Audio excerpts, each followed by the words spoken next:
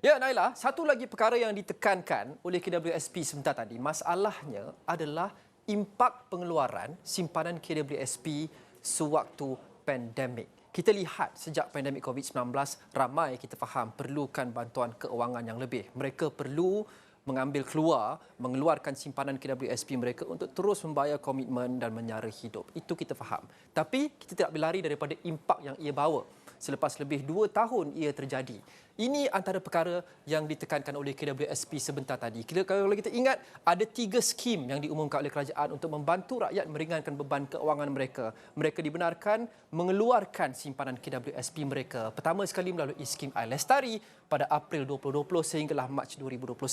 Kemudian iSinar dan terbaru kita ada iCitra. iLestari sejak pandemik bermula pada April 2020 menyaksikan pengeluaran dana kira-kira 21 bilion ringgit, 20.8 bilion ringgit. Kemudian permulaan tahun lepas sehinggalah Disember tahun lepas 58.7 bilion ringgit lagi dikeluarkan melalui skim iSinar dan terakhir iCitra menyaksikan 21.4 bilion ringgit dana diluluskan untuk dikeluarkan. Ini menyebabkan puluhan bilion ringgit dikeluarkan daripada tabung simpanan pencarum dan juga daripada KWSP. Bukan itu sahaja. Kalau kita ingat, sewaktu April 2020 dan juga Januari 2021, kita juga memberikan kelonggaran kepada mereka yang terkesan dengan pandemik COVID-19. Kita turunkan had minimum caruman daripada gaji daripada 11% untuk KWSP kepada 7%. Kemudian sekali lagi daripada 11% kepada 9%.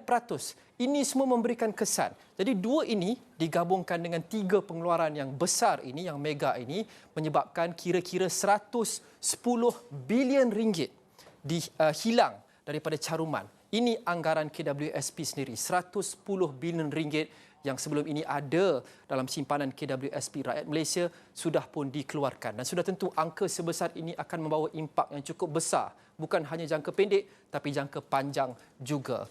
Apa impaknya? Inilah akibatnya. Kita saksikan selepas beberapa pengeluaran ini, pencarum yang ada simpanan hanya RM10,000 dan juga ke bawah dalam KWSP mereka meningkat daripada 4.7 juta pencarum pada April 2020 pada waktu mulanya pandemik kepada 6.1 juta orang menjelang Disember tahun lalu.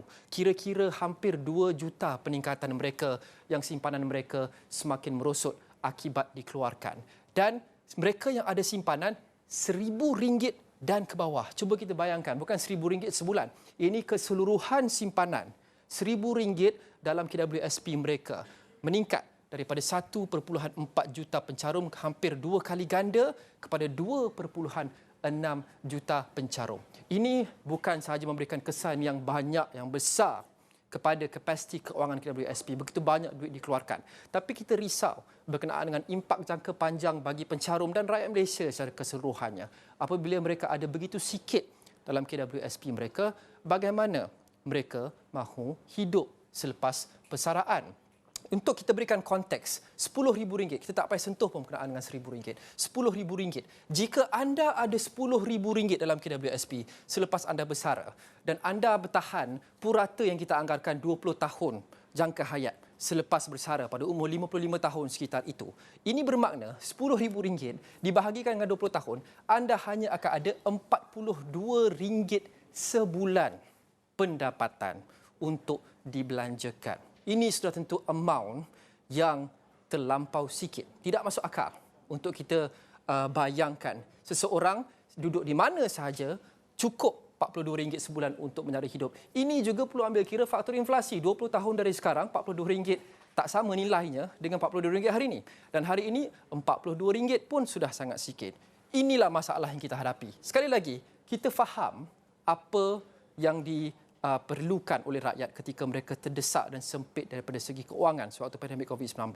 Tapi kita tak berlari daripada impaknya. Persoalannya sekarang, kita perlu membesarkan kembali, meningkatkan kembali jumlah simpanan KWSP jutaan rakyat Malaysia. 2 cara kita boleh lakukan. Pertama sekali, kita tingkatkan caruman pekerja.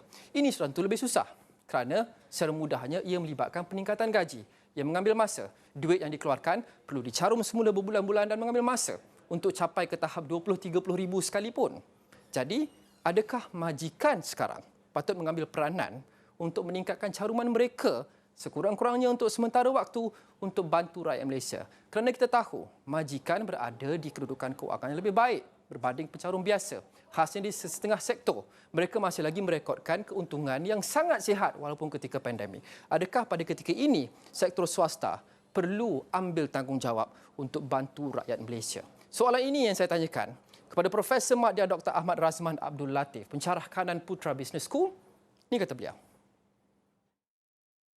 Saya lihat itu tidak radikal, malahan mampu dilaksanakan oleh majikan. Pertama, kita lihat ada banyak lagi cara boleh lakukan untuk meningkatkan caruman ahli. Pertama, masa bajet 2022 memang kita lihat ada lagi ruang untuk menurunkan caruman majikan kepada 9%. Mungkin kita boleh galakkan majikan untuk kembali meningkatkan caruman majikan dan juga meningkatkan gaji. Kita lihat ada beberapa syarikat sudah mula menaikkan gaji minimum pekerja mereka, dan ini boleh dilakukan oleh majikan sekarang apabila kita melihat banyak sektor sudah mula mencatatkan keuntungan yang memberangsangkan seperti sektor kewangan, sektor yang melibatkan komoditi dan juga retail ataupun peruncitan.